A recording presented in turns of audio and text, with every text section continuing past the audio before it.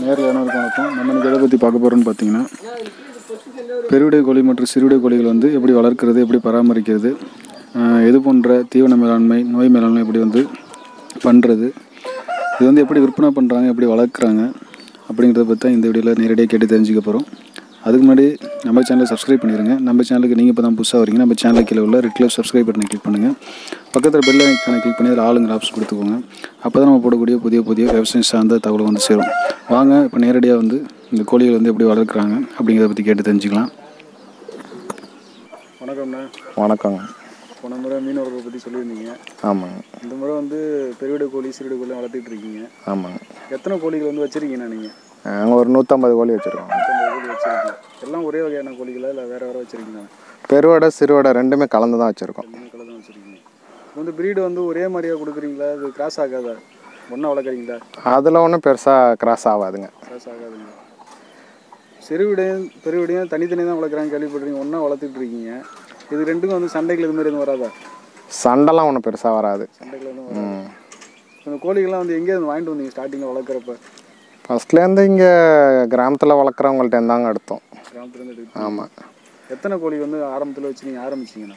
ஆரம்பிக்கும் பொழுது 9 கோழி தான். 9 பொட்டை கோழி ஒரு சேவல் வச்சு ரெடி பண்ணோம். இப்போ எல்லாம் ஓரளவுக்கு பெருசாக பண்ணிகிட்ருக்கோம். பெருசாக பண்ணிகிட்ருக்கீங்க. இப்போ இந்த இதுக்கு வந்து இடம் வந்து எப்படி அமைச்சிருக்கீங்க இந்த கோழி வளர்ப்புக்குன்னு? இந்த இடமே வந்து சும்மா வயலாக தான் இருந்துச்சு. நான் கோழிங்களுக்காக ஷெட்டு அங்கே இங்கேயும் பண்ணிவிட்டு எல்லாம் பண்ணி வச்சுருக்கோம். இப்போ வந்து இந்த பெருவிடை கோழிகள் வந்து எத்தனை முட்டைகள் விடும் சாதாரணமாக? 18 முட்டை. 18 முட்டை வரும். எல்லா முட்டைகளுமே பொறிப்பு திறன் இருக்குமா? 1-2 ஃபெயிலியர் ஆக தான் செய்யும். ஒரு சில நேரம் எல்லாமே வரும். அந்த வெயில் நாளில் ஃபெயிலியர் வரும். மழை நாளில் ஓரளவுக்கு எந்த பிரச்சனையும் இருக்காது. எல்லாமே சக்ஸஸாக வந்துடும். இப்போ அடை வைக்கிறப்ப எந்த சூழ்நிலை வந்து வைப்பீங்கண்ணா? காலநிலையில் வந்து வச்சா எல்லாமே பொறுப்பு திறன் தான் நல்லா பொறிக்கும். அடை வைக்கிறதுக்கு எங்களுக்கு ஒரு சென்டிமெண்ட்டான விஷயம் இருக்குது. சாயங்காலம் விளக்கு வச்சு அந்த முட்டையை எடுத்து வைக்கும்போது அது எல்லாமே பொறிக்குது. எல்லா காலம் இந்த வெயில் காலம் இது மாதிரிலாம் வச்சு சரியாக பொறிக்காது அப்படிங்கிற மாதிரி சொல்கிறாங்க. ஆடி மாதத்தில் காற்று அதிகமாக இருக்கிற நாளையில் வந்து இப்போ 10 முட்டை வச்சிங்கன்னா 3 தான் பறிக்கும். இப்போ இந்த மழை நாளில் பார்த்தீங்கன்னா இந்த 1-2 தான் ஃபெயிலியர் ஆகும். மிச்சம் 7மே பொறிச்சிடும். அந்த மாதிரி தான் வரும். இப்போது பெருவிடை கோழி வளர்க்குறீங்க. இப்போ சாதாரண குஞ்சு பொறிச்சதுக்கப்புறம் தனியாக பிரித்து விட்டுருவீங்க தாய் கோழி இது மாதிரி? இப்போ வந்து 4-5 கோழியில் அடவு வைப்போம். ஒரு கோழியை மட்டும் குஞ்சு காப்பா வைக்கும் பொழுது ராத்திரி 4-5 பொட்டையில் அடவு வைப்போம். அந்த குஞ்சுங்க எல்லாமே பொறிக்காது. அதை வந்து ஒரு கோழியில் சேர்த்து அந்தங்க மட்டும் பராமரிப்போம். ராத்திரியில் லைட்டாக 100 வால்ட் பல்பு போட்டு வைப்போம். காலையில் தண்ணியில் பார்த்தீங்கன்னா கொஞ்சம் பூண்டு ஒரு தட்டில் தண்ணி ஊற்றி அதில் ஒரு 3 பூண்டு போட்டால் போதும். 3 பல்லு பூண்டு போட்டுடணும். அதில் வந்து ஆன்டிபயோட்டிக் மாதிரி நோய் எதிர்ப்பு சக்தி அந்த குஞ்சுங்க பார்த்தீங்கன்னா கடைசி வரைக்குமே எந்த ஒரு பிரச்சனையிலையுமே மாட்டாது. அதே வந்து இப்போ இங்கிலீஷ் மருந்துன்னு பார்த்துக்கிட்டிங்கன்னா கண்ணு மருந்து போடணுன்னு சொல்லுவாங்க. 7ஆவது நாள் 14ஆவது நாள் இன்னொன்று சொல்கிறாங்க. அடுத்து இன்னொரு வாரம் கழித்து அதுக்கு RB2ன்னு சொல்கிறாங்க. அதுக்கே இது இப்போ அம்மைக்குமே அந்த மாதிரி ஊசியெல்லாம் வந்துட்டு நம்ம அதெல்லாம் பண்ணுறது இல்லைங்க. எல்லாம் இயற்கை முறையில் பூண்டு, அப்புறம் நாங்கள் வந்து ஆடாவதோட கீழாநெல்லி முருங்கை 3த்தையும் அரைச்சி அதே தண்ணியிலே கொடுத்துருவோம். இப்போ வெள்ளைக்கரிசல் எப்போயாவது வரும். வருஷத்துக்கு 2 தடவை வரும். கிளைமேட்டு மாறும்பொழுது ஆடி மாதம் முடிஞ்சு அந்த வெயில் முடிஞ்சு மழை காலம் ஆரம்பிக்கும் பொழுது அந்த பிரச்சனை வரும். அப்போ நாங்கள் வந்து அந்த ஆடி மாதம் கடைசிலேயே கொடுத்துருவோம். ஆடாதோட கீழாநெல்லி முருங்கை 3 சம அளவு எடுத்து அம்மியில் அரைச்சி, மிக்சியில் அரைக்கக்கூடாது, அம்மியில் அரைக்கணும். தண்ணி மட்டும் லேசாக தெளித்து மை மாதிரி அந்த பதத்துக்கு அரைச்சி ஒரு 2 நாள் இன்றைக்கி ஒரு நைட்டு கொடுத்துட்டு மறுநாள் நாள் காலையில் கோழி திறந்து விட்றதுக்கு முன்னாடி காலையில் ஒரு தடவை கொடுத்துட்டாலே போதும். நல்லாயிருக்கும். அந்த டைமில் கொஞ்சம் சின்ன வெங்காயம் கொடுப்போம் ஹீட்டு தாங்கிறதுக்காக. அதே மாதிரி வெந்தயம் ஊற வச்சு கொடுப்போம். முன்னாடி நாள் ஊற வச்சு காலையில் கொடுத்துருங்க? ஆமாம். இப்போ கோழி குஞ்சுகளுக்கு வந்து சின்ன குஞ்சுலேருந்து எப்படி நான் பராமரிக்கணும்? என்னென்ன மாதிரி மருந்துலாம் கொடுக்கணும் ஸ்டார்டிங்லேயே? நாங்கள் தான் தண்ணியிலே மருந்து கொடுத்துறோம். பூண்டு நாங்கள் இயற்கை வைத்து தான் பண்ணுறோங்க. நாங்கள் அந்த செயற்கைக்கு இன்னும் போனதில்லை. அதனால் எங்கள்கிட்ட கோழி நல்லாவும் இருக்குது, ஆரோக்கியமாகவும் இருக்குது. அதே மாதிரி சின்ன குஞ்சுலேருந்து பார்த்திங்கன்னா இந்த ஒரு சில குஞ்சுங்க தான் கொஞ்சம் வீக்காக தெரியும். அந்த டைமில் அந்த குஞ்சுங்களுக்கு மட்டும் ஒரு பல்பை போட்டு எரிய விட்டு அதுவும் ஒரு 3 நாளில் க்யூர் ஆகிடும். அப்புறம் நல்லா ஆக்டிவாக ஆயிரும். ஆமாங்க. கோழி குஞ்சுகள் வந்து எத்தனை நாளைக்கு அப்புறம் வந்து நீங்கள் மேய்ச்சலுக்கு விடுவீங்கண்ணா வெளியில்? 30 நேரம் 40 நாளைக்கு அப்புறம் தான் வெளியே விடுவோம். அதுவும் 1 மணி நேரம் தான் விடுவோம், திரும்ப அடைச்சிருவோம். வெயில் கால வெயிலில் ஒரு 10 மணிக்கு விட்டு 12 மணிக்கெலாம் அடைச்சிருவோம். அப்போ தான் அதுங்க வந்து பிறாந்து இந்த ராஜாளி இதுங்கள்ட்ட மாட்டாமல் இருக்கும். அதுக்கப்புறம் வந்து அடைச்சி வச்சுருவீங்க? அடைச்சிருவோம். அதே மாதிரியான தீவனங்கள்லாம் கொடுக்கணும் கோழி குஞ்சுக்குங்கிறப்ப? கோதுமை, கம்பு எல்லாத்தையும் அரைச்சி கொடுத்துருவீங்க? அரைச்சி அப்படியே கொடுக்கறது தான். அரைச்சி கொடுத்துருவீங்க. மற்றபடி பெருவிடை கோழிகளுக்கு சாதாரணமாக என்னென்ன மாதிரி தீவனங்கள்லாம் கொடுக்கணும், கொடுத்தா நல்லா இருக்கும்? அரிசி, கோதுமை இதுவே நல்லா மெயினான தீவனம் தான். மெயினான தீவனம். இப்போ முட்டை இடும் பொழுது என்னென்ன மாதிரி தீவனம்லாம் கொடுப்பீங்க? முட்டை இடும்போது கண்டிப்பாக நெல் கொடுத்தீங்கன்னா கொஞ்சம் ஈல்டு அதிகமாக வரும். ஈல்டு அதிகமாக. முட்டை விடாத கோழியும் முட்டை விடும். நெல் அந்த தோலோடு சாப்பிடும்போது அதுக்கு வந்து புரத சத்து நிறைய கிடைக்கிது.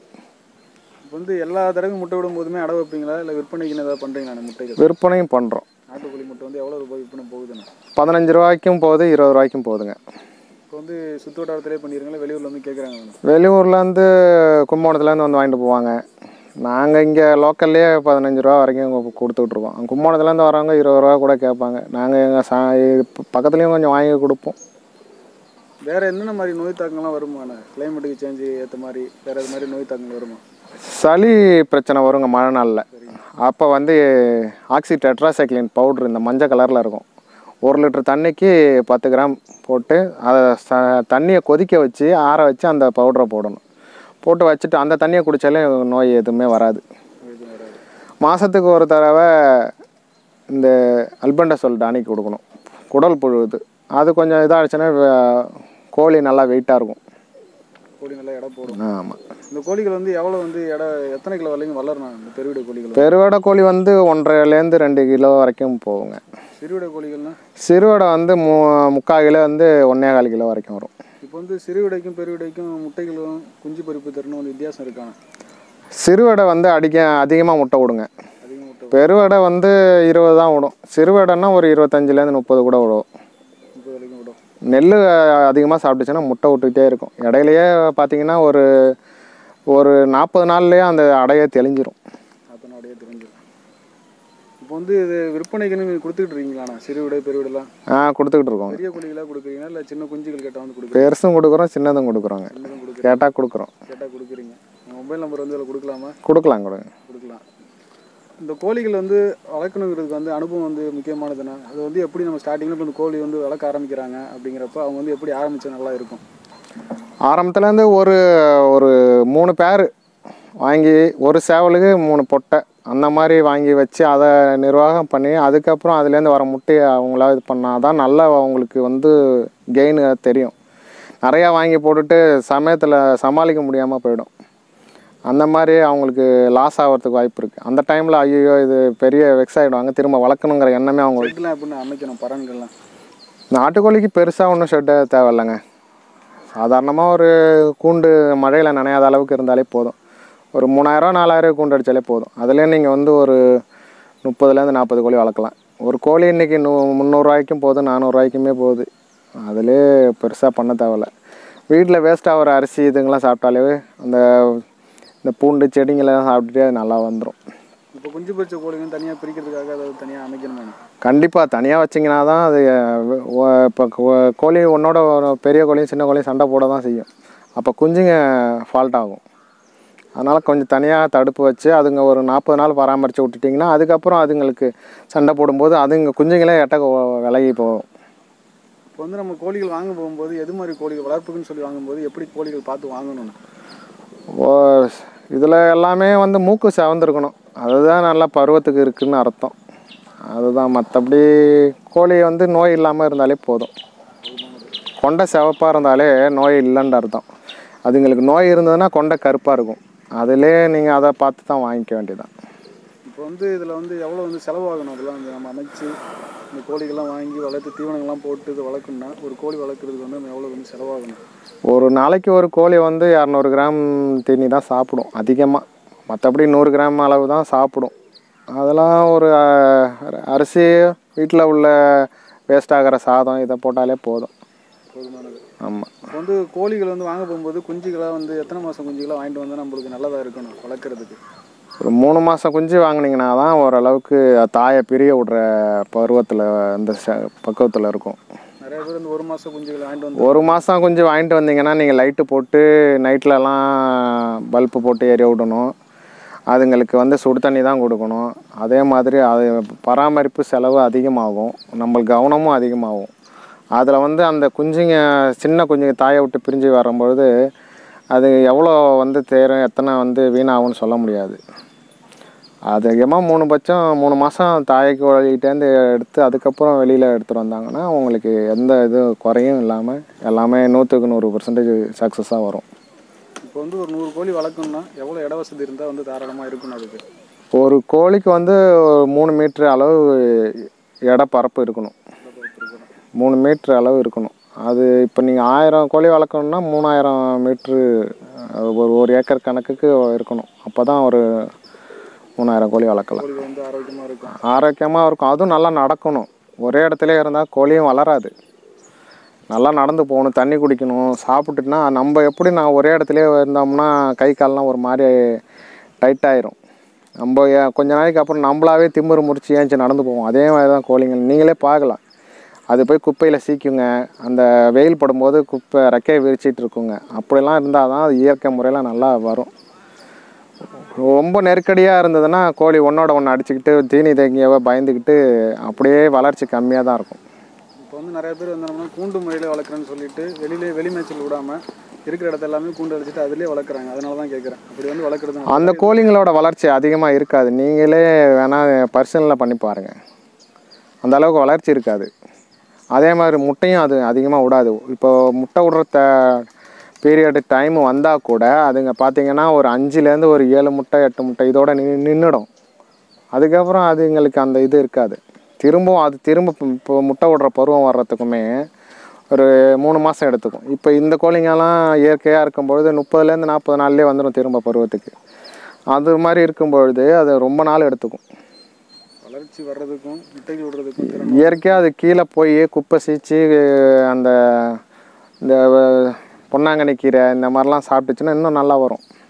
நிறைய பேர் இந்த குப்பை மேனி தாளெல்லாம் சாப்பிடணும். இந்த கரையான் புழுக்கள்லாம் போடுறாங்க, அது மாதிரி நீங்கள் எதாவது கொடுக்குறீங்களா? அதெல்லாம் இயற்கையாகவே இங்கே நம்ம இடத்துல சாப்பிடுறதுங்க. அப்போ கோழிகள் வந்து கரையான் போட்டால் கண்டிப்பாக நோய் எதிர்ப்பு சக்தி இருக்கும். நீங்கள் வெளி மேய்ச்சலுங்க தானாகவே தானாகவே எங்கள்கிட்ட இயற்கையாகவே எங்கள்கிட்ட இடம் வசதி இருக்கிறதுனால அது இயற்கையாக சாப்பிட்டுக்குது. கோழி வளர்ப்புங்கிறப்ப வந்து வெளி மேய்ச்சல் வந்து கொஞ்சம் இடம் விட்டால் தான் வந்து ஆரோக்கியமாக இருக்கும். கண்டிப்பாங்க, இப்படி தான் வளர்க்கணும். ஆமாம். இதில் வந்து வருமானங்கிறப்போ வந்து எவ்வளோண்ணா வரும் உங்களுக்கு? வருடத்துக்கு பார்க்குறப்ப நாட்டுக்கு ஒரு கோழி 500 ரூபாங்கிறப்போ நீங்கள் 100 கோழிக்கு மேலே வச்சுருக்கீங்க. எங்களுக்கு வந்து வருஷத்துக்கு 1.5 லட்ச ரூபா கிடைக்கும். வருஷத்துக்கு 1.5 லட்ச ரூபா வருது. நீங்கள் எத்தனை வருஷமாக சக்ஸஸ்ஃபுல்லாக பண்ணிகிட்டு இருக்கீங்கண்ணா? ஒரு 8 வருஷமாக பண்ணிகிட்டு இருக்கோங்க. 8 வருஷமாக பண்ணிகிட்டு இருக்கீங்க. லாபகரமாக தான் போயிட்டு லாபமாக பண்ணிகிட்ருக்கோம். இப்போ வெளியூர்லேருந்து கேட்டாங்கன்னா நீங்கள் எது மாதிரி ப்ரீட்லாம் கொடுக்குறீங்கண்ணா? எது மாதிரி குஞ்சுகளாக கொடுப்பீங்க, பெரிய கோழிகளாக கொடுப்பீங்க? அவங்க வந்து என்ன மாதிரி வேணும்னு கேட்குறாங்களோ அதுக்கேற்ற மாதிரி நாங்கள் சொல்லுவோம். அவங்க பிடிச்சிருந்தா வாங்கிட்டு போவாங்க. அவங்க தகவலுக்கு நன்றிண்ணா. இவ்வளோ நேரம் ரொம்ப நன்றிங்க. அனுபவத்தை பகிர்ந்துக்கிட்டீங்க. உங்களுடைய நம்பர் வந்து நான் கொடுக்குறேன். நேரில் வந்து உங்களுக்கு கால் பண்ணாங்கன்னா உங்களுக்கு தேவையில் இருந்துச்சுன்னா நீங்கள் வந்து விற்பனை பண்ணுங்கள். கொடுங்க. நன்றி, வணக்கம்ண்ணா. நன்றி, வணக்கம்.